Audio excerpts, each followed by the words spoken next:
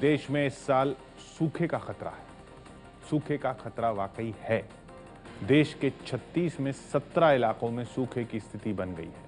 पंजाब से लेकर बिहार तक, मध्य प्रदेश से लेकर केरल तक कम बारिश ने किसानों की मुसीबत बढ़ा दी है। और किसानों की मुसीबत बढ़ी है तो अर्थव्यवस्था पर असर पड़ रहा है, यानी सब पर असर पड़ेगा। सबसे बुरी हालत महाराष्ट्र में है। मराठवाड़ा और मध्य महाराष्ट्र में सबसे कम बारिश हुई है।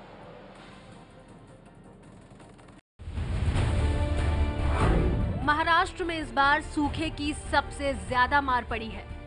मुख्यमंत्री देवेंद्र फडणवीस सूखा प्रभावित उस्मानाबाद जिले के एक गांव का जायजा लेने पहुंचे थे, जहां किसानों की मदद के लिए 15 स्टॉल लगाए गए थे। लेकिन यहां सूखे की मार से जूझ रहे किसानों के साथ भद्दा मजाक हुआ।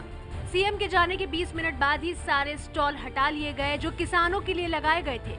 यानी महाराष्ट्र के किसानों को सरकारी मदद किस तरह से मिल रही होगी, अंदाजा लगाना मुश्किल नहीं है। दरअसल इस बार महाराष्ट्र से मानसूनी बादलों ने मुंह मोड़ रखा है। हालात ये हैं कि मराठवाड़ा और मध्य महाराष्ट्र में देश में सबसे कम बारिश हुई है। अगर देश की बात करें तो मानसून ने सरकार की उस आशंका को सच साबित कर दिया है, जिसका अनुमान सरकार ने अप्रैल में ही लगाया था। अप्रैल में सरकार ने 88% बारिश की आशंका जताई थी। मानसून की मौजूदा स्थिति भी उसी ओर इशारा कर रही है। अभी तक सामान्य से 12% कम बारिश हुई है।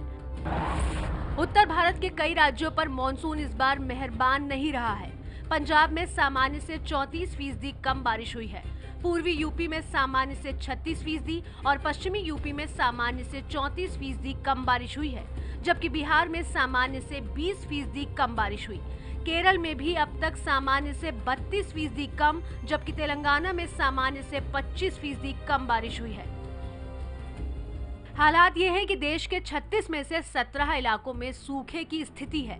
जानकार बता रहे हैं कि अगले 1-2 दिनों में देश के दक्षिण और मध्य हिस्से में कुछ बारिश तो होगी, लेकिन इससे हालात ज्यादा नहीं बदलेंगे।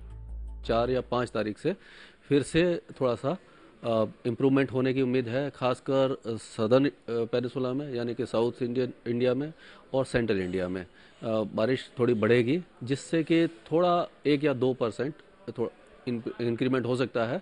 और सितंबर खत्म होते होते हमें उम्मीद है कि 90% पे ये मानसून खत्म होगा।